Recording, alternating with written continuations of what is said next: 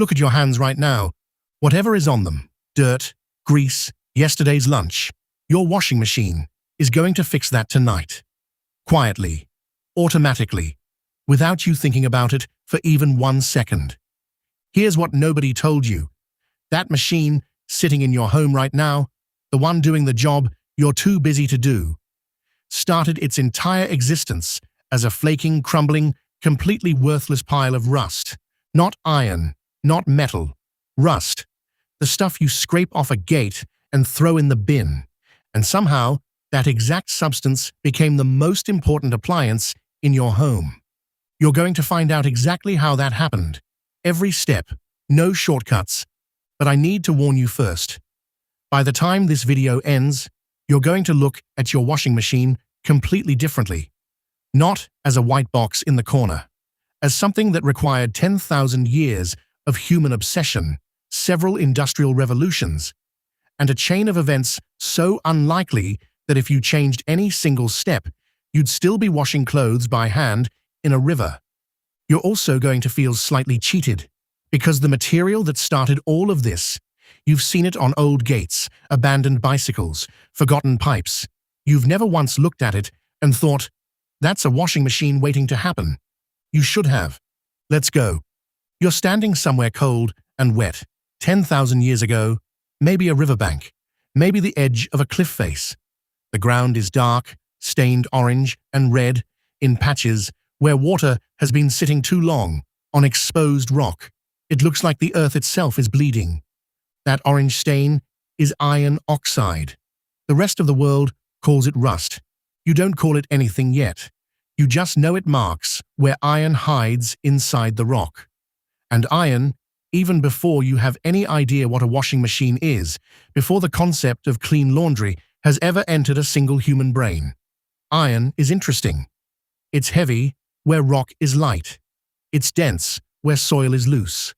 Something is buried inside this crumbling orange decay, and your instinct tells you it matters. Your instinct is the most correct it has ever been. Here's the problem. Iron locked inside rust isn't useful iron.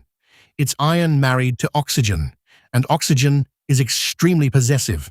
To get usable metal, you have to convince the oxygen to leave, violently, using heat.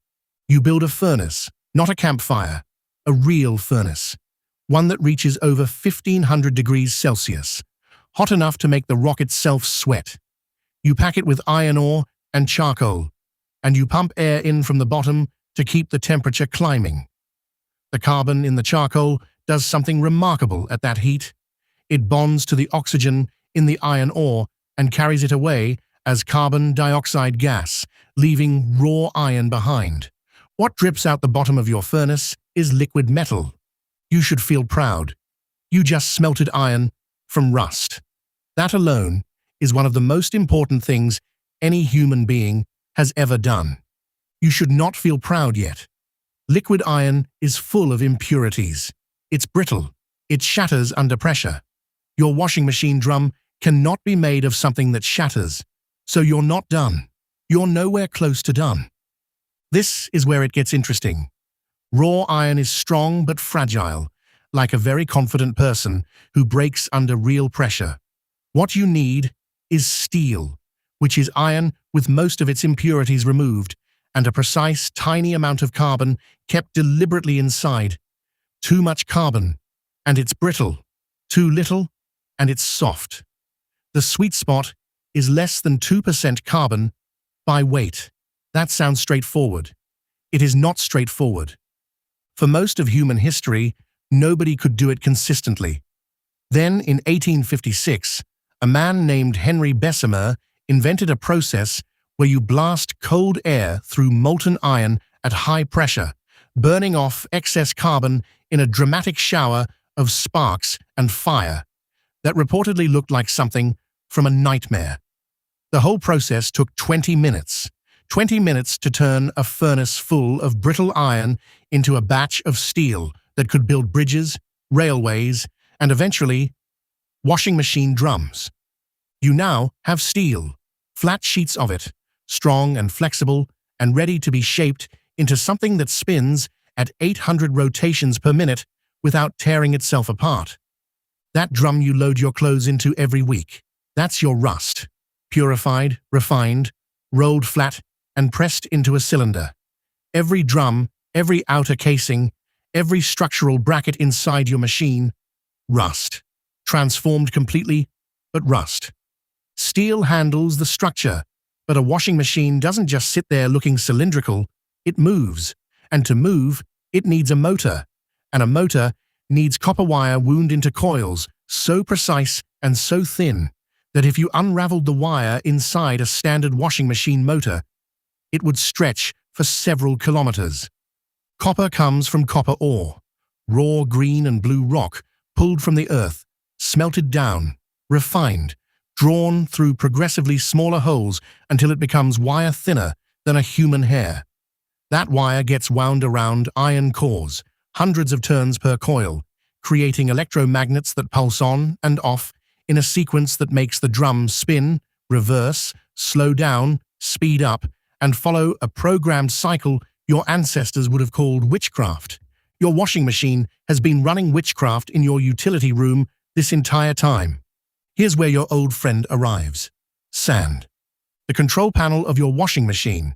Every button you press, every cycle you select, every temperature you set, runs on a small circuit board made from silicon chips.